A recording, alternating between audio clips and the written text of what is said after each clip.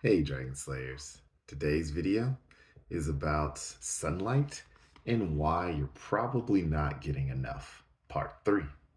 Don't forget to like and subscribe because it really helps the channel out. Let's get started. So, unfortunately, doctors seldom spend the time to make an effort to verify any sort of research.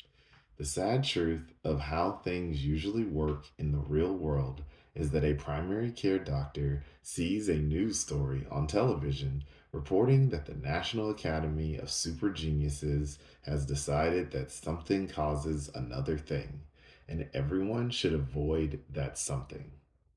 With no research or real thought, this doctor then starts recommending to his patients that they should avoid whatever that thing is. This doctor might also skim the first couple of paragraphs of an article in a medical journal about this something causes another thing topic. Based on this cursory inspection of the article, he or she still concludes that they should tell their patients to avoid that something. Unfortunately, that doctor doesn't bother to read how the researchers conducted the study, the number of participants in the study, or if the conclusion matches the findings, which is all information they need to make a good assessment about what their recommendation should be. You might be surprised to learn that there's a sizable amount of research demonstrating that sunshine actually reduces certain kinds of skin cancer, as well as cancer in other parts of the body.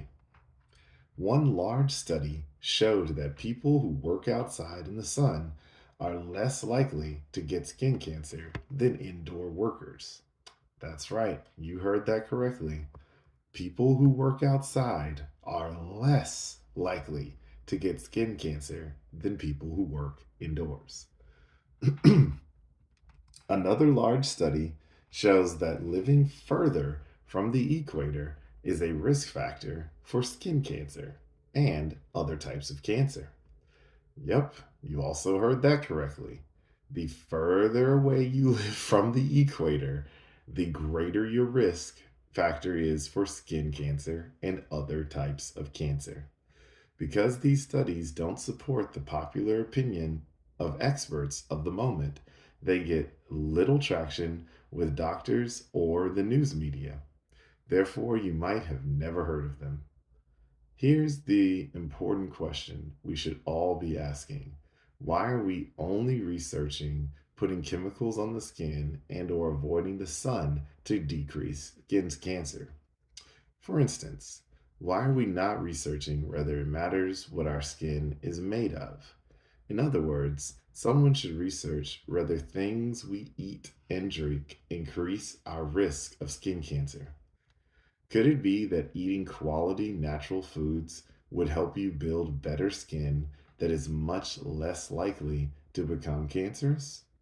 If you look at a map that shows the geographical variation in melanoma incidence, you might be struck by two things.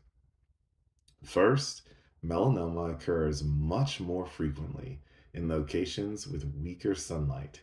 And secondly, it occurs much more frequently in areas with that tend to eat a standard Western diet of highly processed sugars, grains, and vegetable oils.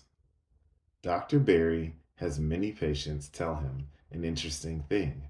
They found that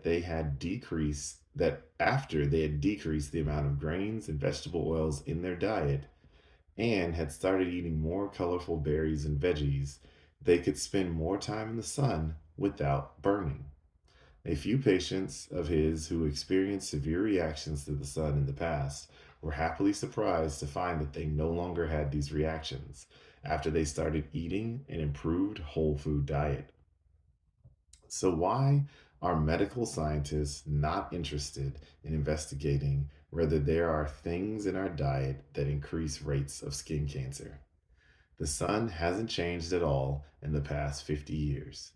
As we will discuss shortly, the ozone layer has changed a little in the last 50 years, but the average human diet has changed almost completely in the past 50 years. That sounds like an important place for researchers to look, if you ask me. So that's what I've got for you guys today. Don't forget to like and subscribe because it really helps the channel out. And remember, guys, that together, you and I will slay the dreaded diabetes dragon.